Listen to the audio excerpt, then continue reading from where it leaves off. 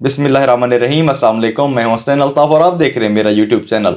तो कुछ बड़ी डेवलपमेंट्स हुई हैं, तो ये खैर कुछ नहीं, बहुत बड़ी डेवलपमेंट्स हुई हैं, क्योंकि परवेज़ अली साहब के हक़ में फ़ैसला आ चुका है।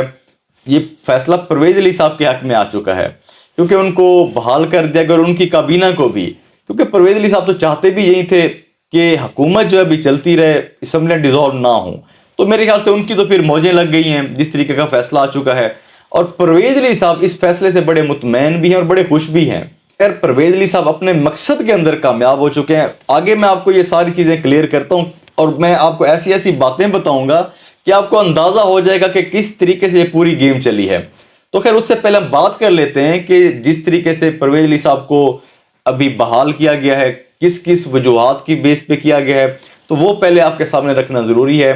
क्योंकि जो गवर्नर साहब ने परवेज़ अली साहब को डी नोटिफाई किया था, तो ज़ाहिर सी बात है वो एक गैर आईनी इक़दामात था, क्योंकि उसमें ये देखें कि परवेज़ अली साहब को जो उन्होंने एतमाद का वोट लेने का बोला था, तो उसमें जब गवर्नर साहब ने बोला तो वो, अब ज़ाहिर सी बात है इजलास बुलाना भी उसमें स्पीकर साहब का काम होता है, वोटिंग कराना भी स्पीकर साहब का काम होता है, उसमें परवेज़ अली साहब को डी नोटिफाई कर देना वो तुक नहीं बनता था।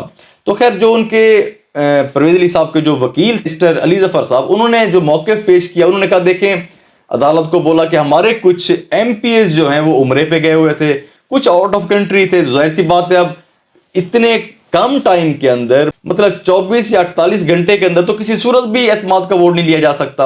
आखिर ज़ाहिर सी बात है कुछ टाइम चाहिए होता है।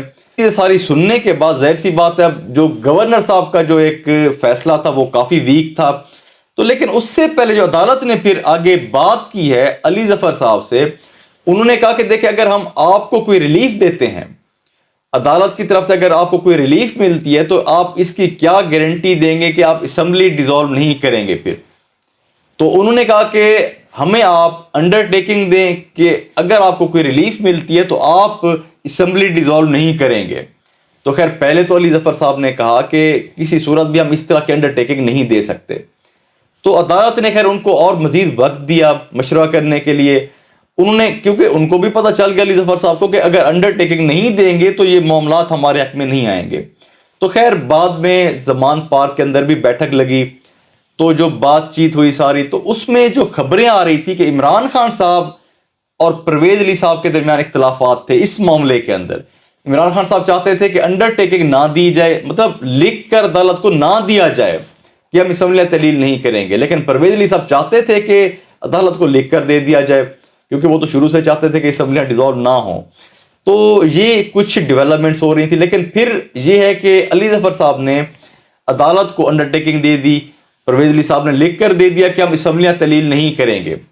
अब सोचने वाली और समझने वाली और मज़े की बात यह है कि इसी जुम्मे के दिन परवेज़ अली साहब ने लिख कर दिया था इमरान खान साहब को कि असम्बलियाँ डिज़ोल्व करूँगा इसी जुम्मे के दिन ही, और उसी जुम्मे के दिन अदालत को भी लिख कर दे दिया कि मैं असम्बलियाँ डिज़ोल्व नहीं करूँगा।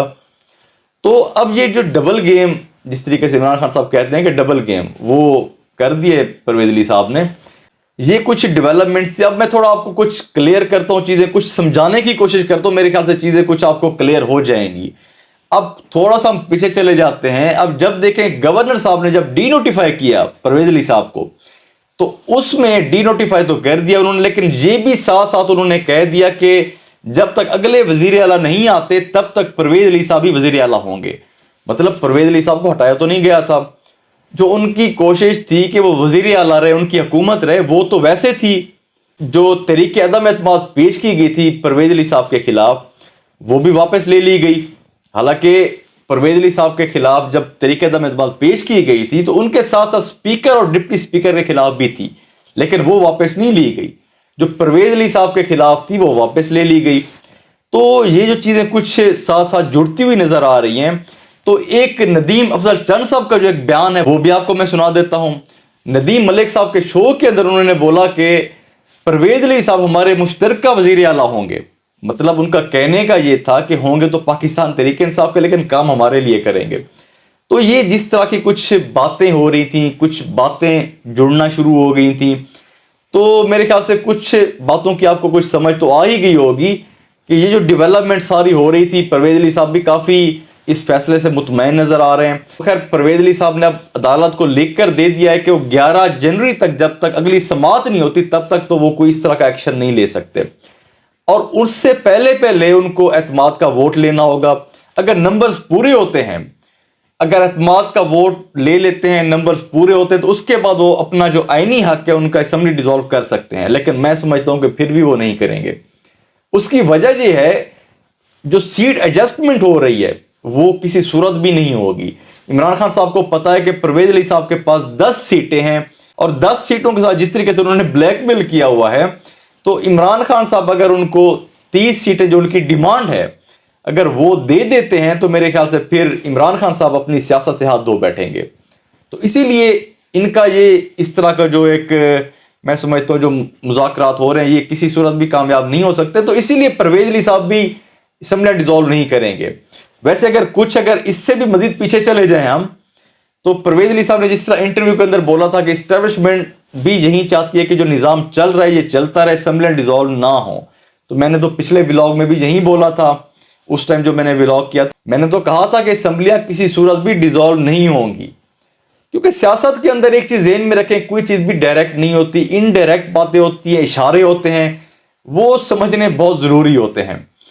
تو یہ جس طریقے سے ڈیولپمنٹس ہو رہی ہیں تو میرے خیال سے اسمبلیاں ڈیزالو تو نہیں ہو سکتی. باقی پرویز علی صاحب اب کافی مطمئن بھی ہیں، خوش بھی ہیں، ان کا جو مقصد تھا اس میں بھی کامیاب ہو چکے ہیں. وہ اب اس پورے کھیل کے اندر پرویز علی صاحب جیت چکے ہیں، اور عمران خان صاحب اس ٹائم تک تو ہار چکے ہیں ابھی، کیونکہ جو پرویز علی صاحب کرنا چاہتے تھے، جو وہ عمران خان صاحب کو کہہ رہے تھے، وہ انہوں نے اپنے فیصلوں سے جو انڈائریکٹ جو کام ہوئے ہیں، جو فیصلے ہوئے ہیں، جو کچھ جوڑ توڑ اگر ہوئی بھی ہے تو مجھے نہیں پتا، میں کچھ کنفرم نہیں کہہ سکتا اس چیز کے بارے میں. اگر کوئی جوڑ توڑ ہوئی ہے، اگر پی ڈی ایم کے ساتھ وہ شامل ہو بھی رہے ہیں، اگر وہ پی ڈی ایم کے ساتھ ابھی شامل ہو چکے ہیں، تو خیر یہ چیزیں میں کنفرم تو نہیں کہہ سکتا، لیکن جو اشارے مل رہے ہیں خاص طور پہ وہ اشارے اسی طرف ہی جا رہے ہیں ان کے. تو خیر یہ جو کچھ ڈیولپمنٹس آپ کے سامنے رکھ دی ہیں، باقی جو انشاءاللہ اپڈیٹس ہوں گے آپ کے ساتھ شیئر کریں گے. اللہ حافظ.